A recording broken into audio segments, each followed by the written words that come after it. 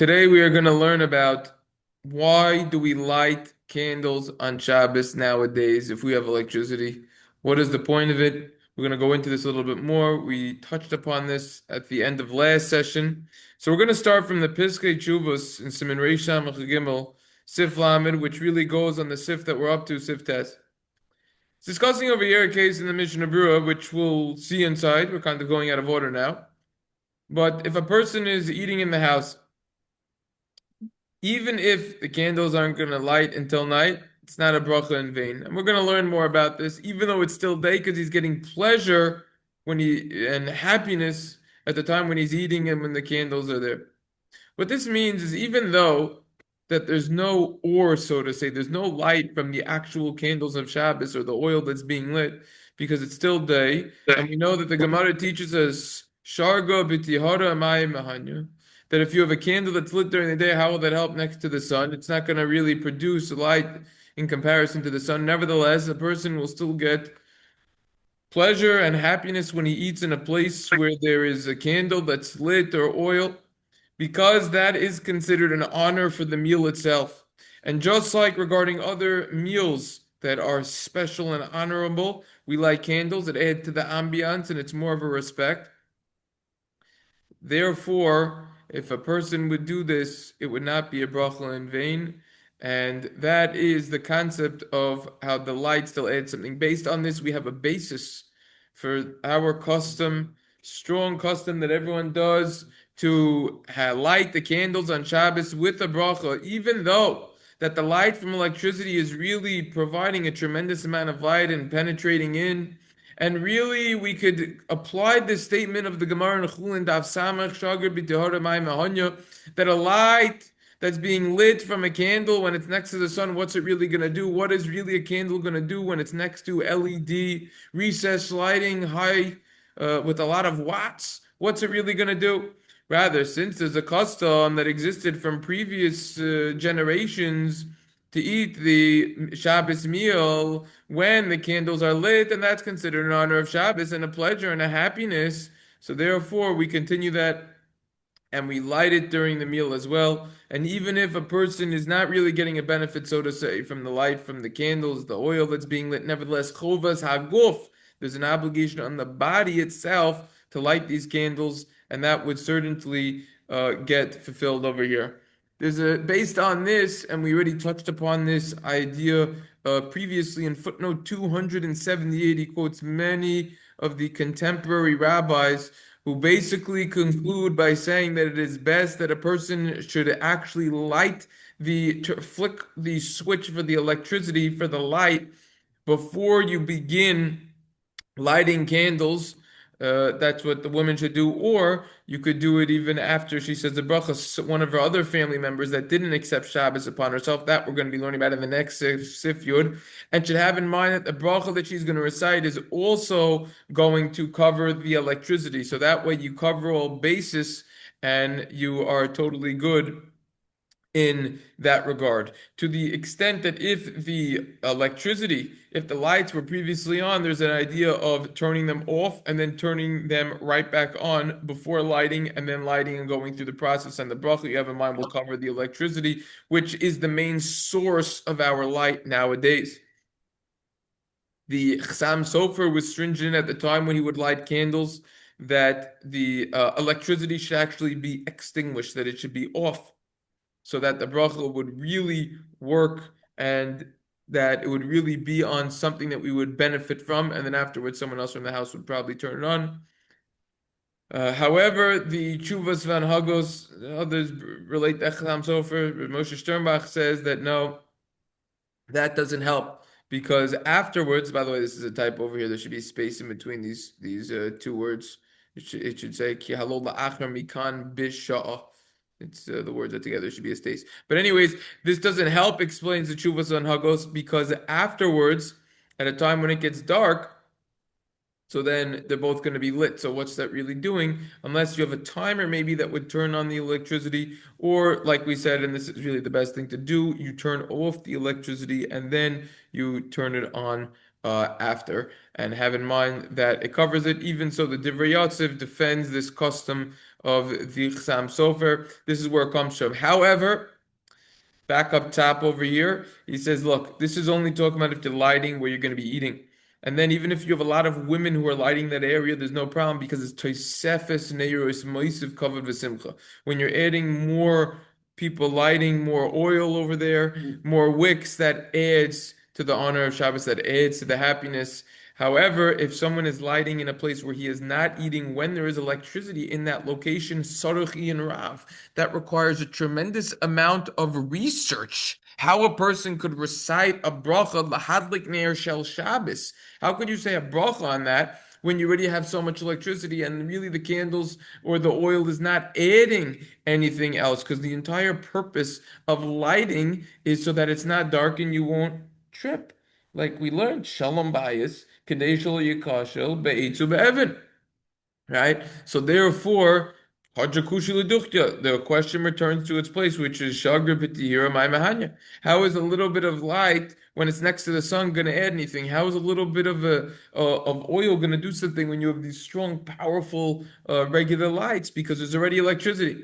So therefore, nowadays, that's why we always light where we eat, and even though if there's other women that are lighting there as well. But this is referring to if the oil, the wicks, they're in a location, the neiros, they're in a place where is obvious, it's evident, it's in a place with good real estate, so to say. It's not sitting in a random corner that no one's going 20 feet within that corner. It's got to be in a place people are going to see it, they're going to enjoy it, they're going to benefit from it, it's going to add to the ambiance. Like when you go out to a fancy event or you go out to a high-end restaurant, they always have candles on the table right in front of you. It adds to it, it makes it nicer. But if they're in a random place, that is certainly going to be a halachic issue. If someone does want to light in a place where he's not going to be eating because he can't light where he's eating, whatever reason it is, as we discussed in the past, you're eating where you're not sleeping, so you're going to light where you're sleeping, you should do one of the following. Number one, is that, like we said before already, you should turn on the switch for the lights near the time right before you are going to light the candles or your wife, and without hesitation, you immediately light the candles, you recite the bracha, have in mind that the bracha will cover the electricity. That is option one. That's really what a person should be doing regardless, even if the candles are, even if the neiros and the oil, the wicks are by where he's eating. That's number one. Number two is that this was the Chassam Sofer, is that make sure that the electricity isn't actually lit where you are lighting the Ner Shabbos. So you could go with that, and therefore you'll be good in that regard. Option number three is that if, and this is what we discussed when we learned about if you were sleeping in a different location where you're eating. When you go back to your location where you're sleeping, you should eat a little bit. And over here, he specifies mini mezoinos or mini peiros ubederach kvias. Over here, he's talking about that you should eat mezonos or fruit and in a set manner. So you come back from your suda that you ate at on Shabbos, yeah? You ate somewhere else. Now you're coming back to where you're lodging, where you're sleeping. So now over there, the idea is that you should eat something which is considered a set meal, so to say, mizonos, fruit.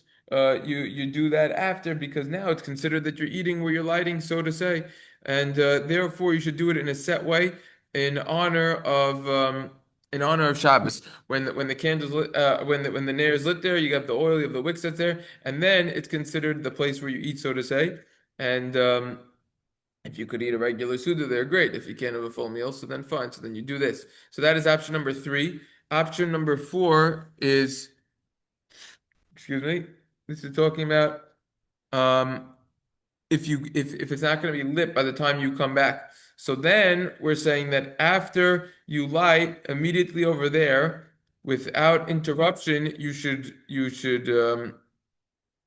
so you could light in one place and then you could light in a second place where you actually are going to eat. I don't know why you would do that unless you don't have any electricity. So you could do that option. Similarly, on Yom Kippur, where we don't eat and drink, it's correct to be careful to apply one of these tactics, the first two tactics, and that they should be long. There should be enough oil in there that it will last until the time when a person returns from shul. So this is the idea over here. This is what we did last time that we ended the session with. This is the footnote at the end of Simon, the end of footnote Reish Samach Tes in the Oz V'Hadar Mishnah Berurah. They say that nowadays that we have light that comes from electricity, and the candles aren't really adding any extra light next to the electricity because electricity is going to overpower it. Nevertheless, we still recite a bracha. So the question is why? Because even according that right, because making a bracha on extra light is not so simple, especially according to the second opinion that we learned in Sif Ches, that on additional light you do not recite a bracha on the Shmir Shabbos Kil Chasa. Therefore, says that it's fitting that a woman should light the candles and then afterwards someone else, one of her family members, or through a what do you call it? Shon Shabbos, Shabbos clock, yeah, Shabbos clock, should make sure that the electric lights are turned on, or that she should turn on the flick for the lights beforehand in honor of Shabbos, and have in mind that the bracha, when she recites the bracha on the neros, on the oil, on the wicks, etc., that it will cover also electricity. That's the az nidbir. Nevertheless, the custom nowadays is for women to recite the bracha on the Ner Shabbos oil on the wicks, even if the electricity was already on. Shmir Shabbos Kol Chasa Kol Shlomo Zalman Auerbach, who says that in this situation you could still make a bracha because since all women who are married are very stringent on this mitzvah, it's possible that it turned into a minhag chashav, an important custom to add more neiros, to add more oil, more wicks for the sake of a mitzvah, and to recite a bracha on it, just like we recite a bracha on lighting the menorah in shul on Hanukkah, which is a custom in itself, and even according to the opinion who says that we don't recite a bracha on Halal on Rosh Chodesh, which we learned about in the past, because the bracha is at this time, everyone does it, and that's what it is. It's a custom.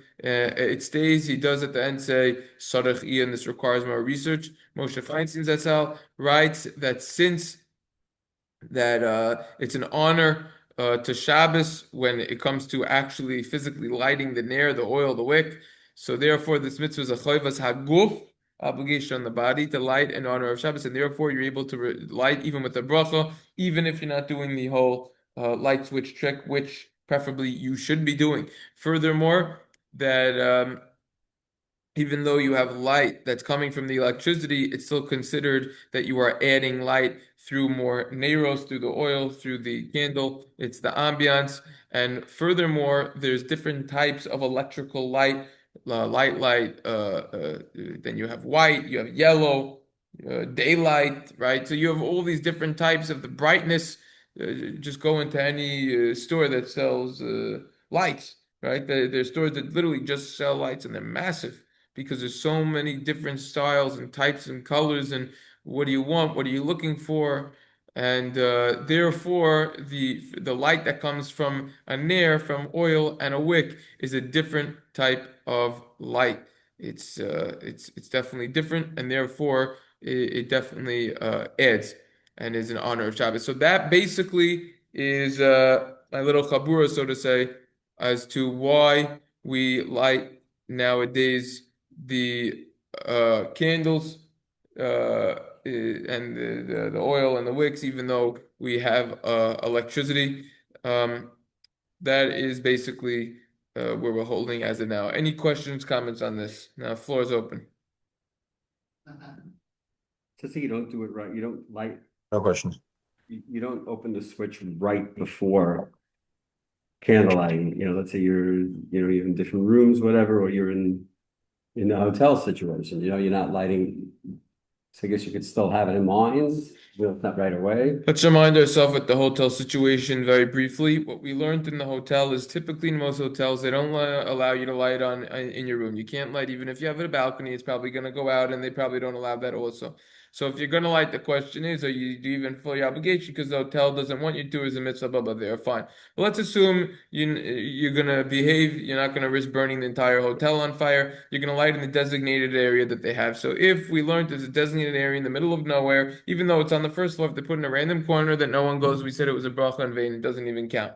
However, what we said is that a person could light over there and have in mind that and get benefit from it when he lights there. Hang out there a little bit, and then that would count. Furthermore, we said that preferably a person's lighting in the corner in the designated area, the random spot, is that we learned that a person should first turn on the switches in his hotel room or her hotel room, and then swiftly go downstairs. So that means that the walking downstairs isn't considered interruption because there's no other way. So you could probably still talk then. Just have in mind when you're flicking the switch that you're gonna do it on a regular case at home if you're able to. So then right before you light, flick the switch on and don't even interrupt. Just go straight to the lighting. That's all. Yeah.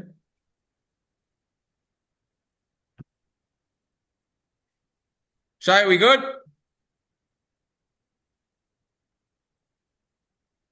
The one thing is like in terms of like the lights in the room. I know you said the different types of lights. Is it better? It sounds like would it be better to have lighting in an area where you have like not as bright lights, or does it make a difference? I mean, based on what some have the custom to do, especially the Achtam Sofer, it seems like it might actually do something, but most seem not to come on to that and just say you just go with the switch if you could. And if it Hmm. gets hectic and you don't do it or whatever, so you still make a bracha for sure. You still make a bracha. Got it. Okay. Yeah. Basically, that it's a strong minhag. That's a strong Zaman, right? That's a strong Strong minhag, minhag. and To say the bracha, yeah, say it's a bracha, strong minhag. It and goes back and that's it. Finished. Yeah. But going through these halachas, we have a lot of scenarios in which the questions are better than the answers. And a lot of times they're better than the answers, and that affects the halacha. Like the Shechiyanu and Yontif, the questions of why women would say Shechiyanu and Yontif, the question is better than the answer, and therefore it seems like women shouldn't be saying Shechiyanu. Right? The answers were not strong. There wasn't.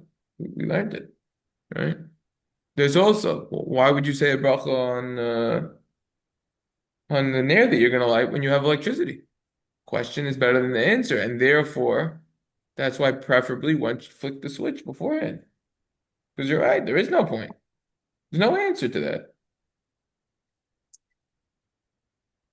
Other cases also. By Bedikas Chametz. Right? What do we learn? They're all talking about flashlights nowadays.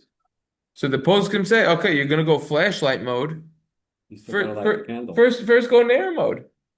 Because we have an explicit Gemara in the beginning of Psachim, it's like on Daf Ches or something, that learns out from four Psukim that you should use chipush. It's a whole thing. You should use a candle with one wick, not two.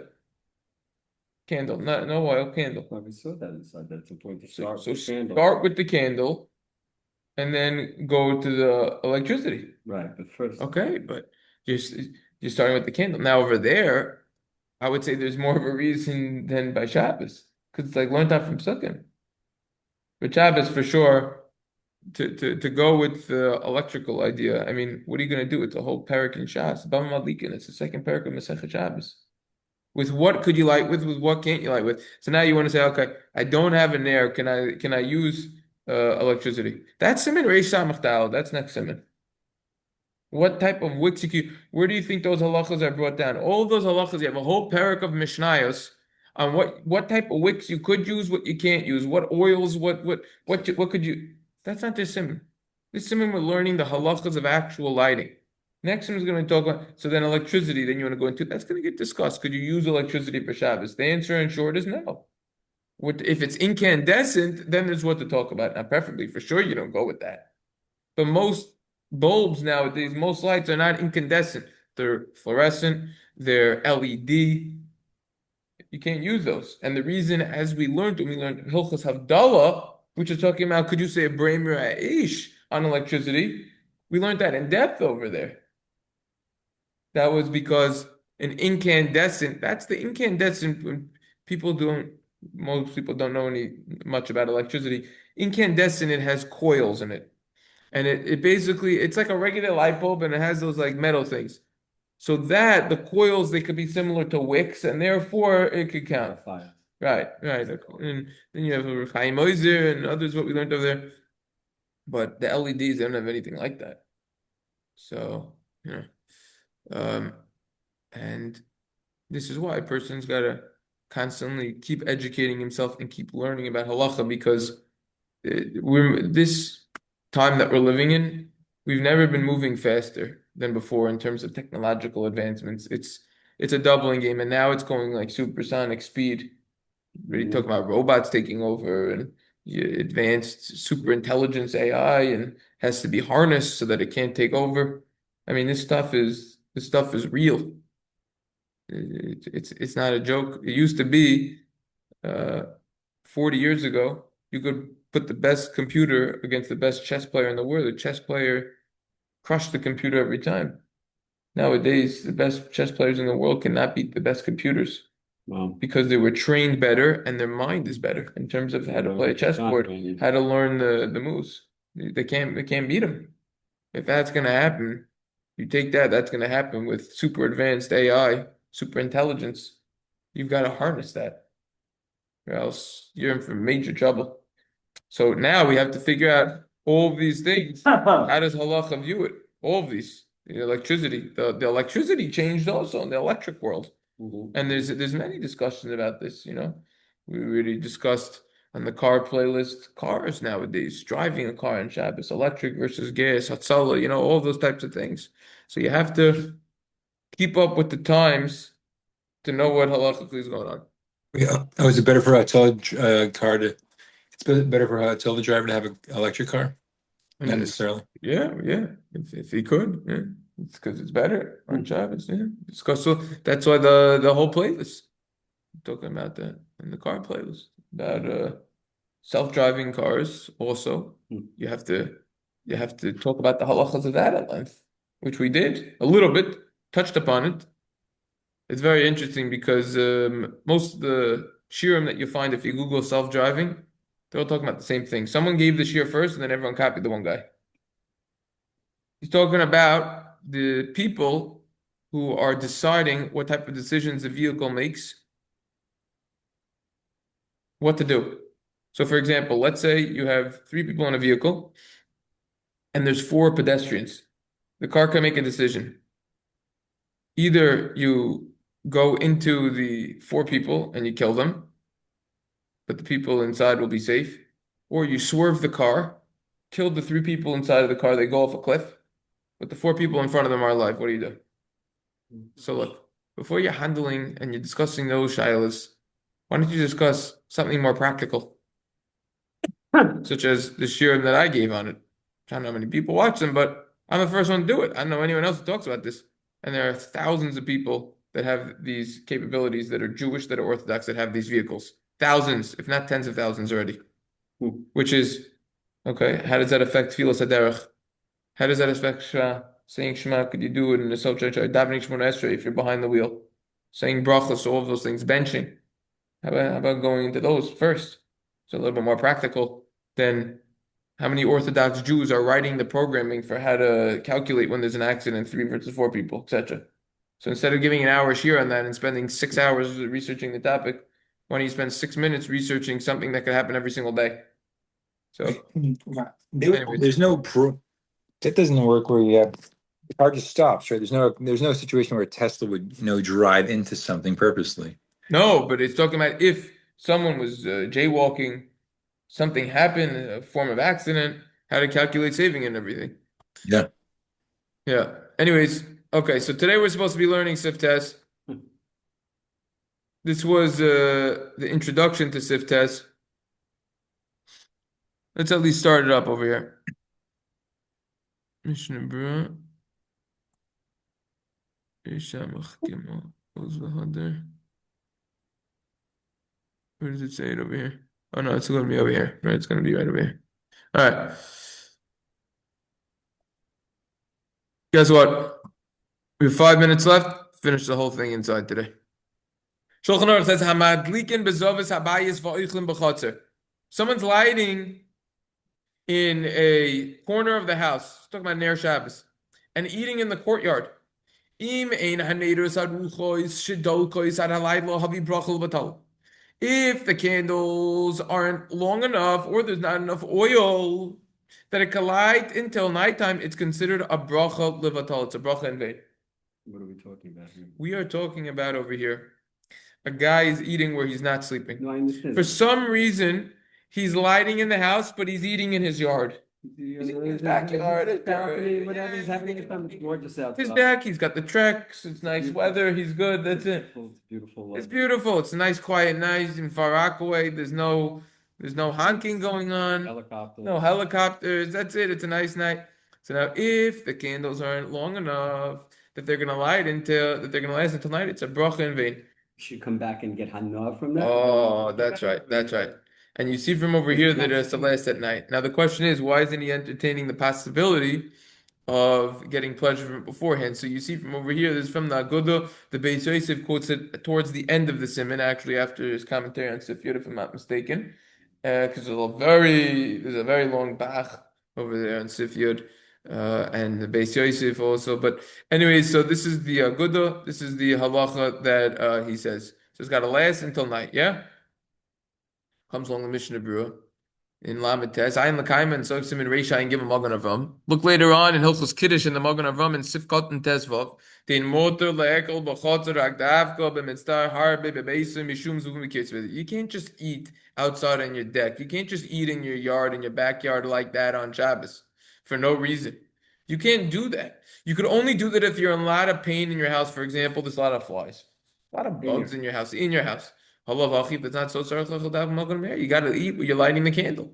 Look in the Mishnah Berurah. Look in the Mishnah Berurah what we wrote over there. I'm going to throw out the question. I don't want comments on it right now. The next sif we're going to be learning about this.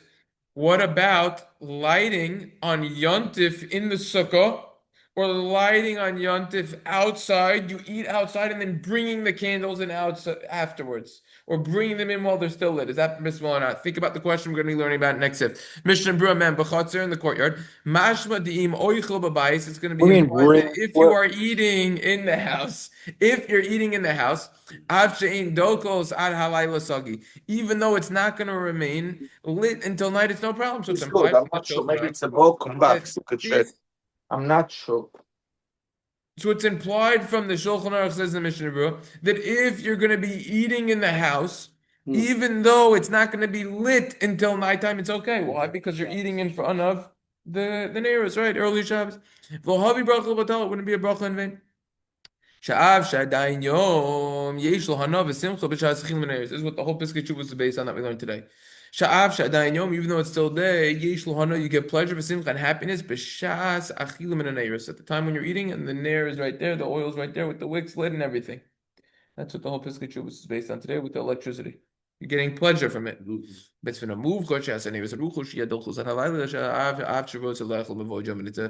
mitzvah that is preferable to make candles that are very long and then it'll be lit until night, even though that you want to eat when it's still day. So it's this is a very important Mishnah Berurah because and Sif because it talks about exactly how long it needs to be lit. Let's just remind ourselves. I'm just going to do a double highlight right over here. What we learned previously, right over there. Oh, that thing is over there, so it's in the way. Here. Right over there. We said the candles need to be long enough so that they're going to remain lit until you return to your house. And if they weren't, Mishnah Berurah quotes Derech Chaim, it would be a bracha in vain. It wouldn't count.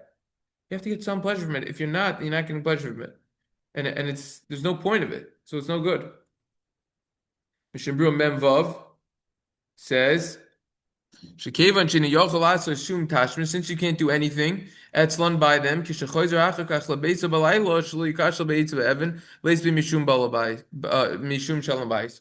because since you're not able to use it at all over there afterwards, when you come to your house at night, in terms of tripping, it's not going to remain lit. There's no shalom bayis, it's not adding anything. There's no point of you lighting it.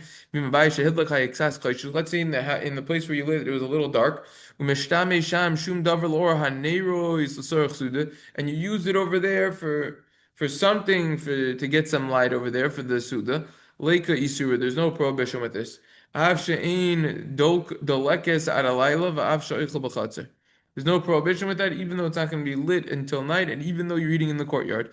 So the idea over there is that if your house wasn't, this is what Shai was saying before, isn't totally light from the electricity, just has a little bit of light or something over there, so then that already is considered more halachically, the lights are considered more beneficial that you're lighting, and it's going to be better. Okay, so we're going to pick it up with this tomorrow, and Mitzvah Hashem will continue tomorrow. Have a wonderful day. Excellent. Have a nice day. I go then. Yeah.